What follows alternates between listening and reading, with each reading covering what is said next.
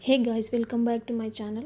तो आज ना वी नेक डिज़ाइन बनाएंगे जिसमें कट वर्क होगा और एक अच्छी सी बो लगेगी। तो इसका जो मेजरमेंट हो पहले देख लेते हैं। 15.5 इसका मैंने ब्लाउज़ का लेंथ रखा हुआ है। 10 इंच यहाँ से आएगा इसका अपर चेस्ट है और 9.5 इंच आएगा इसका फुल बस्ट यानी कि फुल चेस्ट। तो इस तरह से इसकी माप रहेगी। तो देखिए यहाँ पे 10 इंच पे एक मार्क कर लेते हैं यानी कि 10 इंच पे, और 2 इंच मैंने एक एक्स्ट्रा सिलाई मार्जिन के लिए रखा हुआ है।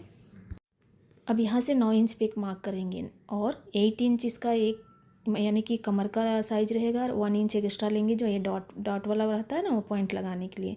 तो 9 इंच से इस तरह फोल्ड करेंगे तो आपको डॉट का पॉइंट निकल जाएगा। उसके बाद में यहाँ पे एक लाइन बना लेंगे जो कि फोल्डिंग के काम आएगा, और जहाँ से हमने लाइन बनाया वहाँ से 5 इंच पे मैं इसका नेक का विड्थ रख रही है यानी कि 15.5 इंच पे।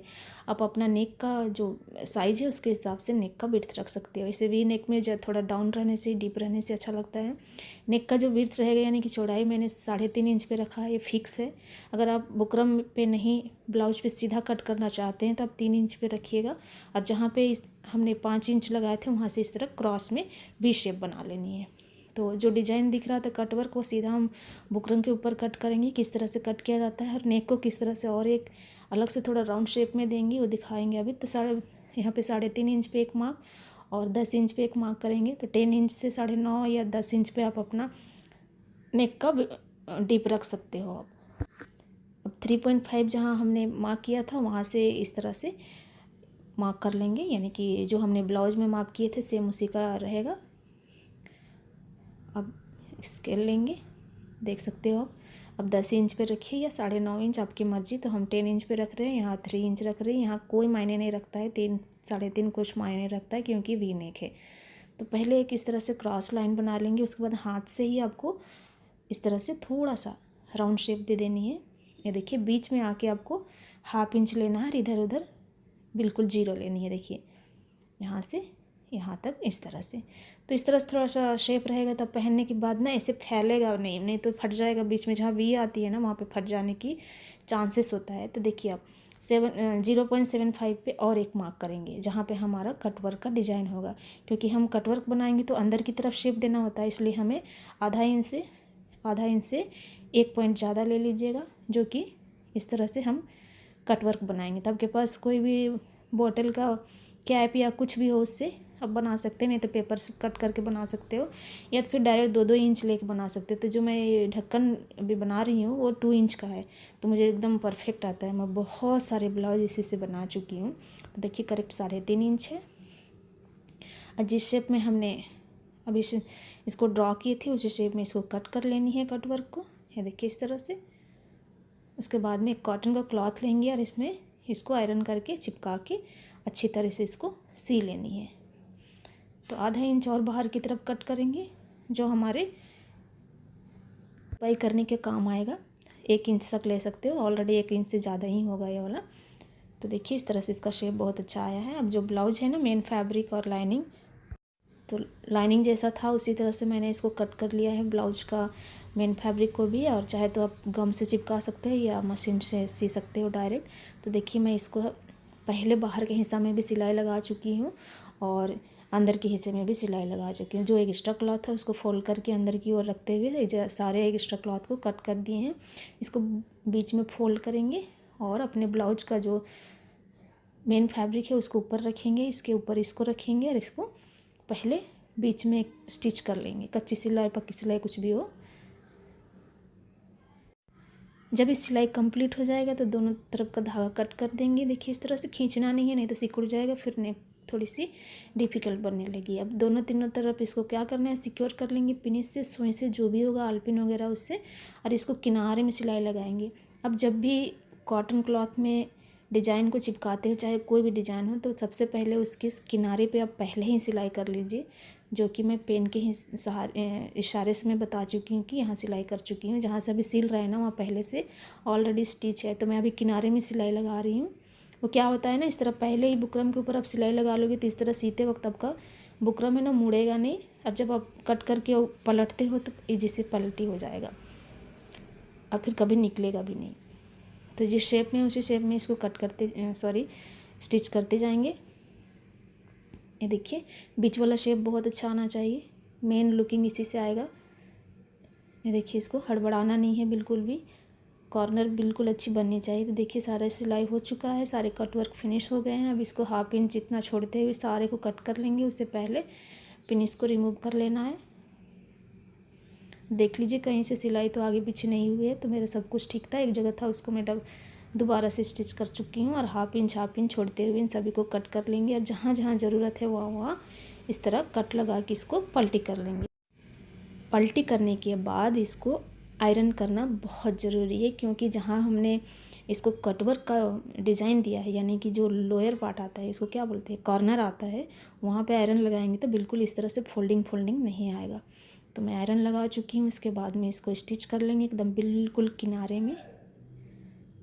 किनारे में इसको स्टिच करना है।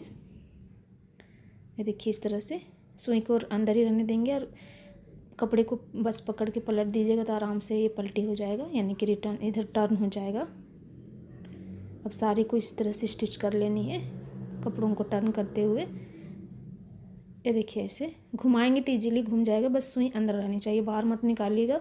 और 2-2 3-3 बार सिलाई भी मत लगाइएगा, धागे भी कट होने से बचा लीजिएगा, तो इसका जो फिनिशिंग आएगा ना बहुत अच्छा लगेगा।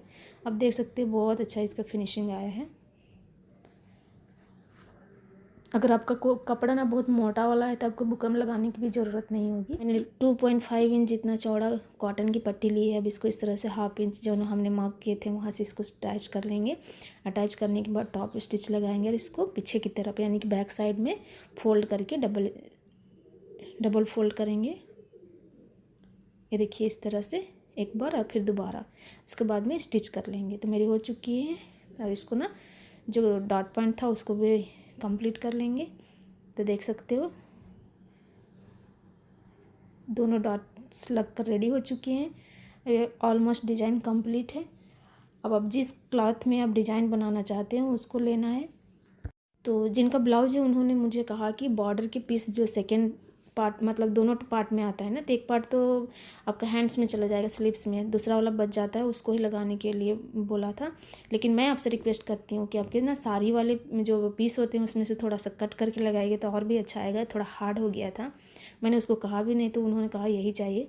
तो उनकी मर्ज़ी, जिनको जो चाहिए वो लगाना पड़ता है, पर साड़ी वाला पीस लगाएंगे तो और भी लुक अच्छा आएगा। हालांकि इस बॉर्डर को लगाने से स्लीव्स के साथ में मैच हो रहा था, और साड़ी वाला पार्ट लगाएंगे तो आपके साड़ी से मैच होगा। दोनों अच्छे ही हैं। बनने के बाद ये बहुत अच्छा आ रहा था, बस थोड़ी सी हार्ड थी और कुछ भी नहीं, क्योंकि ये बॉर्डर पीस है ना, जल्दी से फोल्ड भी नहीं होगा, मुड़ेगा भी नहीं। हालांकि अपनी जगह में यही ठीक है।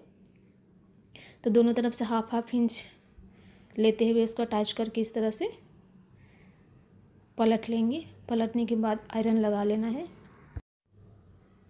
तो देखिए ये हो चुका है, इसको पलट दिए हैं। अब इसमें आयरन लगाने के बाद इसको करना क्या है वो दिखाती हूँ।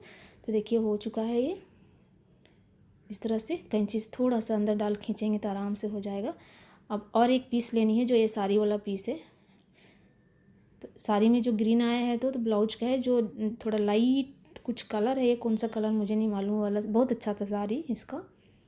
तो देखिए 2 इंच यानी कि 2.5 इंच इतना ली हूँ और 1/2 इंच इसको फोल्ड करते हुए इसको सी लेंगे और इसको पलट देंगे। फोल्ड नहीं करना है बल्कि अटैच करते हुए इसको पलट लेंगे। पलटने के बाद इसको ना आप चाहे तो आयरन कर लीजिए। तो क्लॉथ ना बहुत डरावना था इसलिए मैंने आयरन नहीं किया, क्योंकि चिपक जा रहा था।